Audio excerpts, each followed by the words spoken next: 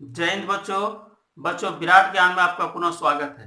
बच्चों आइए आज मैथ क्लास 10 एनसीईआरटी की बुक बीटीसी की बुक एक्सरसाइज 4.1 द्विघात समीकरण क्वाड्रेटिक इक्वेशन पहला सवाल है 4.1 में जांच कीजिए कि क्या निम्न द्विघात समीकरण है x + 1 का whole square is equal to 2 × x - 3। इसमें 8 सवाल है पहले में। तो चलिए इन सवालों को हल करने से पहले हम पुनः एक बार द्विघात बहुपद जो पिछला चैप्टर हमने पढ़ा, अगर आप हमारा पिछला वीडियो नहीं देखे हैं तो द्विघात बहुपद रियल नंबर्स ट्रिगोनोमेट्री का मेरा पिछला वीडियो अवश्य देख लीजिएगा।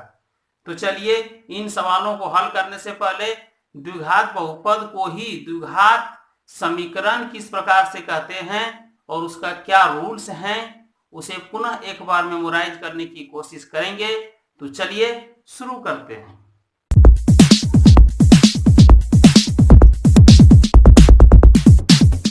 बच्चों यही सवाल है 4.1 एक्सरसाइज का।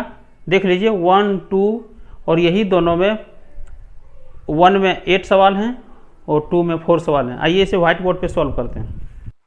आइए बच्चों, हम सब जानते हैं द्विघात बहुपद, पहले द्विघात बहुपद हम सब जान चुके हैं। वो क्या था? द्विघात बहुपद का मानक रूप था ax² + bx + c। अतः x का घात स्क्वायर, फिर x का घात 2 - 1 और फिर x का घात 2 - 2।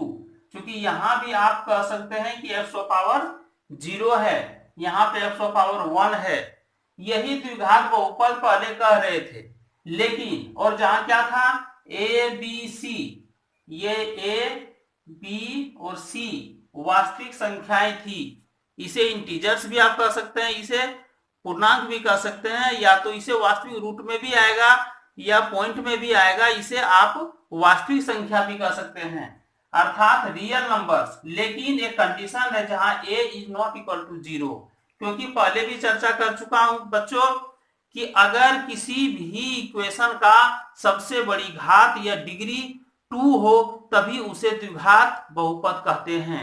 लेकिन यहां अगर a = 0 हो जाता है तो ये bx + c ही बचेगा, जो लीनियर इक्वेशन की निशानी है, अर्थात ये द्विघात बहुपद नहीं होगा। इसीलिए ये कंडीशन बहुत जरूरी है कि a बराबर कभी भी 0 नहीं होगा।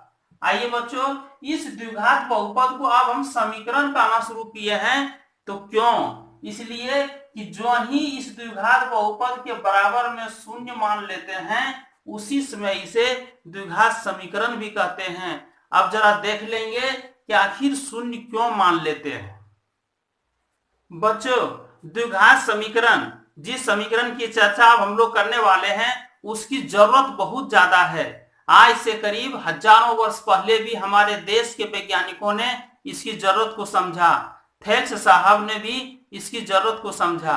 आइए कुछ चर्चा करते हैं कि इसकी जरूरत और इसे क्यों, द्विघात समीकरण की उपयोगिता इतनी ज्यादा क्यों है, इससे किन किन सवालों को हल किया जा सकता है। आइए जरा देखते हैं कि अगर कोई मैदान हो, मैदान का क्षेत्रफल 200 मीटर स्क्वायर दिया हुआ हो और कोई कहता है वो कि अगर मैदान की चौड़ाई से लंबाई दुगुनी से भी 1 मीटर ज्यादा है तो आप कैसा लिखेंगे? तो चौड़ाई आप x मान लेंगे और लंबाई निकालेंगे। ये चौड़ाई अगर x है तो ये हो जाएगा दुगुनी से भी 1 ज्यादा, 1 मीटर ज्यादा। इसका मतलब ये चौड़ाई हो गया 2x + 1 मीटर और ये हो गया आपका x मीटर। लेकिन आप जानते हैं बच्चों कि क्षेत्रफल लंबाई गुना चौड़ाई होती है, तो x मीटर गुना 2x + 1 मीटर, अर्थात कितना हो गया? x × 2x + 1 metre square. चूंकि ये क्षेत्रफल और ये क्षेत्रफल दोनों समान है, इसीलिए क्या हो जाएगा?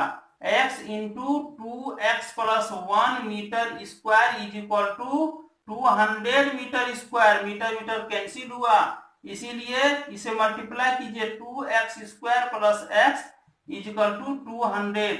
अर्थात आप कह सकते हैं कि 200 को इस पार ले आइए, 2x² + x - 200 is equal to 0। यही 0 लाने के कारण ही द्विघात समीकरण की व्याख्या की जाती है। और इसे ही द्विघात समीकरण कहते हैं। यहाँ भी देखिए x का पावर 2 है, इसमें x का पावर 2 माइनस 1 है, यहाँ 200 गुने आप लिख सकते हैं x टू द पावर 0, अर्थात किसी भी द्विघात बहुपद के बराबर जो ही शून्य लेना शुरू कर देते हैं हम, वही द्विघात समीकरण, वही द्विघात बहुपद द्विघात समीकरण कहलाता है। आइए अब हम चेक करते हैं कि ये द्विघात समीकरण है या नहीं है। कीजिए बच्चों, ये रूप ax² plus bx plus c का है बराबर 0 हो गया।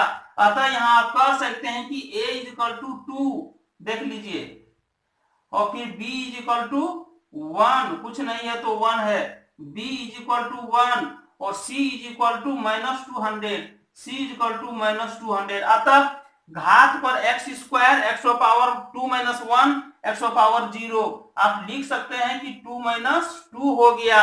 इस प्रकार से घात का घटता क्रम ही मानक रूप कहलाता है। घात हमेशा घटता क्रम में होना चाहिए, और जहां a इज इक्वल टू कभी भी 0 नहीं हो, ये ध्यान में हमेशा रखनी चाहिए। नोट कर लीजिए। आइए बच्चों, इन सवालों को हल करते हैं और पता करते हैं कि इस मानक रूप के रूप में है कि नहीं। जो मानक रूप के रूप में होगा वही द्विघात समीकरण कहलाएगा, अन्यथा नहीं कहलाएगा। चलिए हल करते हैं। इसे a प्लस बी के होल स्क्वायर में तोड़ दीजिए। a प्लस बी का whole square equal to a² plus b² plus 2ab। a plus B के होल स्क्वायर में इसे तोड़े तो a² plus 2ab plus b² हुआ। इसी तरह हो गया is equal to 2x minus 6। 2x same था इसलिए कट गया, बच गया x² plus 1 is equal to minus 6। इस पार ले आए तो x² प्लस 1 प्लस 6 हुआ। अब यहाँ पे आप सेटिंग कर सकते हैं, x² प्लस x नहीं है तो 0 इंटू एक्स कर दीजिए, कोई अंतर नहीं है, प्लस 7। इससे क्या निकला, ax² plus bx plus c के रूप का है। अतः ये स्टैंडर्ड रूप को फॉलो करता है, इसीलिए ये द्विघात समीकरण है। दूसरा देख लीजिए, x² माइनस 2x, यहाँ भी तोड़ेंगे आप इसे तो माइनस 6 प्लस 2x, 2x को इस पार ले आइए तो माइनस 4x हो गया और प्लस 6 हुआ। ये भी ax² plus bx plus c के रूप में है, ये भी द्विघात समीकरण है। तीसरा आइए, a minus b into a plus b में इसको तोड़ दिए, यहाँ पे देखिए ये टूटा है और तब ये आ गया x² plus x minus 2x minus 2, और ये भी आप देख रहे हैं, लेकिन x² और x² दोनों कैंसिल हो जाएगा, तब होगा 2x में x² जाएगा तो minus x minus 2 is equal to, यहाँ 3x में x जल जाएगा तो minus 2x minus 3, minus 2x को इस पार ले आइए तो minus x plus 2x minus 2 plus 3 is equal to 0, अर्थात आ गया x plus 1 is equal to 0। ये लीनियर इक्वेशन है, लीनियर इक्वेशन है, ये द्विघात समीकरण नहीं है। आपको मैंने पहले ही बताया था कि a इज इक्वल टू अर्थात x² का पद कभी 0 नहीं होना चाहिए, यहाँ वो 0 हो गया, इस पर घात 1 है, इसी को कहते हैं एक घातीय समीकरण, अर्थात एक घात का है, द्विघात नहीं है। इसी तरह आप 8वां सवाल को अपने से हल कीजिए, जो प्रोसेस है उसके आधार पर हल कीजिए, टोटल का जवाब हाँ या ना में आपको मिल जाएगा। आइए बच्चों, दूसरा सवाल, निम्न स्थितियों को द्विघात समीकरणों के रूप में निरूपित कीजिए। आपको द्विघात समीकरण बनाना है, इस स्टेटमेंट को पढ़ करके द्विघात समीकरण के रूप में लिखना है। एक आयताकार भूखंड का क्षेत्रफल, देखिए दिया हुआ आयताकार भूखंड का क्षेत्रफल 528 मीटर स्क्वायर है, क्षेत्र की लंबाई मीटरों में है, चलिए मीटर में है, चौड़ाई के दुगुने से एक अधिक है।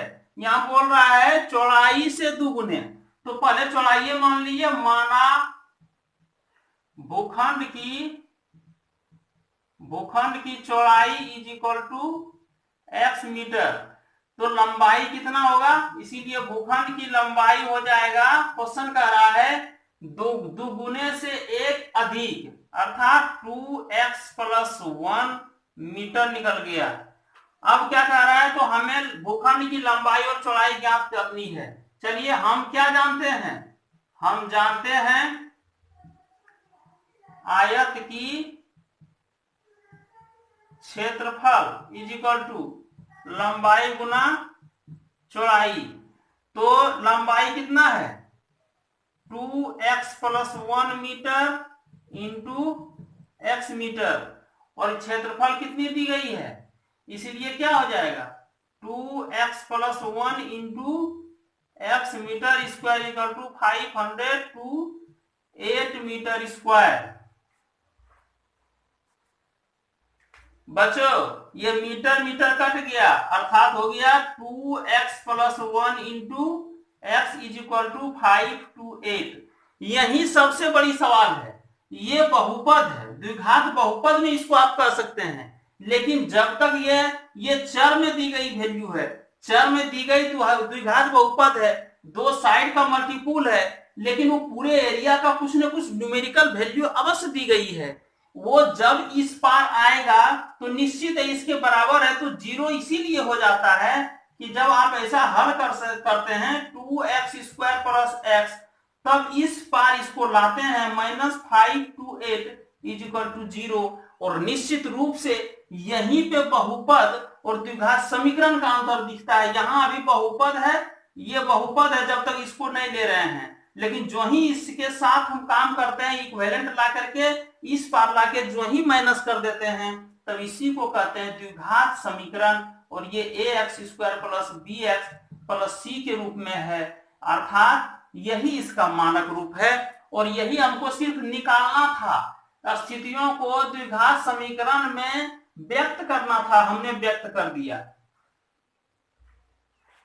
आइए बच्चों दूसरा का दूसरा नंबर, इसे भी द्विघात समीकरण में ही व्यक्त करना है। दो क्रमागत धनात्मक पूर्णांकों का गुणनफल 306 है, हमें पूर्णांकों को ज्ञात करना है। तो धनात्मक पूर्णांक तो हमें जानकारी है नहीं, दोनों का गुणनफल 306 है, तो मान लीजिए चर राशि हम लोग लेते ही हैं, इसलिए x मान लीजिए, माना प्रथम कर दीजिए, प्रथम धनात्मक पूर्णांक बराबर x, इसीलिए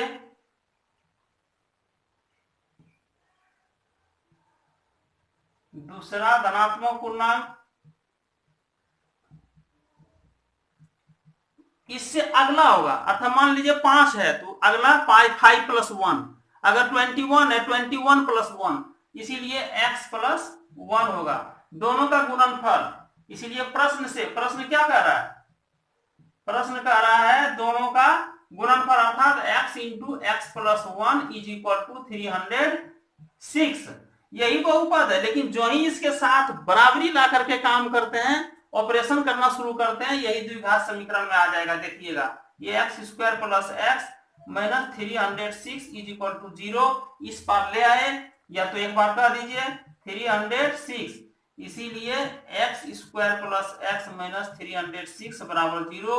ये ax² plus bx plus c के रूप का है, अतः इसी रूप को हमें दिखाना था, इसे नोट कर लीजिए। अगला सवाल, रोहन की मां उससे 26 वर्ष बड़ी है। रोहन की मां बड़ी है किससे, रोहन से, तो मान लीजिए पहले माना रोहन की आयु वर्षों में कह रहा है x वर्ष है, इसीलिए मां की आयु कितना हो जाएगा 26 वर्ष बड़ी है, बड़ी मतलब प्लस x प्लस 26 वर्ष होगा। उनकी आयु वर्षों में का गुणनफल अब से 3 वर्ष पश्चात, मतलब 3 वर्ष बाद, पुनः प्रश्न से क्या, आइए बच्चों, मां की आयु x प्लस 26 वर्ष होगा। अब आइए प्रश्न से, मोहन की 3 वर्ष बाद, तो x प्लस 3 होगा, माँ की 3 वर्ष बाद, तो x प्लस 26 में भी प्लस 3 जुटेगा, अर्थात x प्लस 29 होगा।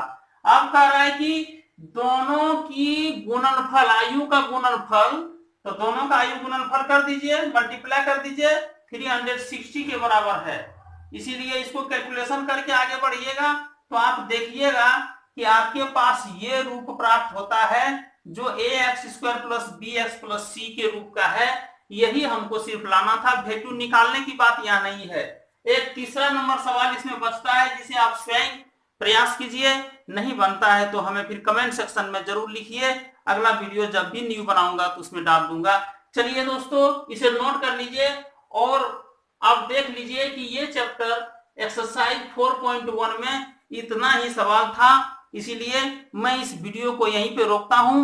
अगर जरा भी हल्का भी आपको फायदा हुआ हो तो मेरे चैनल को सब्सक्राइब और लाइक करना बिल्कुल ना भूलिएगा और अपनी मैट्रिकुलेशन की तैयारी अच्छी तरह से कीजिए।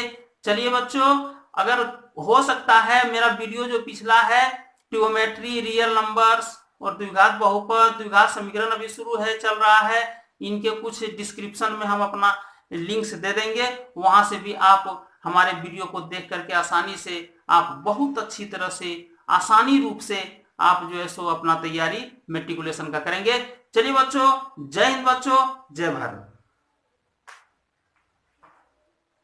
जो हमारा अन्य वीडियो रियल नंबर्स, ट्रिग्नोमेट्री देखिए, ट्रिग्नोमेट्री पार्ट 1, पार्ट 2, पार्ट 3, ऊंचाई एवं दूरी, तो हमारे चैनल पर आकर के हमारे चैनल को सब्सक्राइब कीजिए और इन सब वीडियो को देखकर आप अच्छी तरह अपनी तैयारी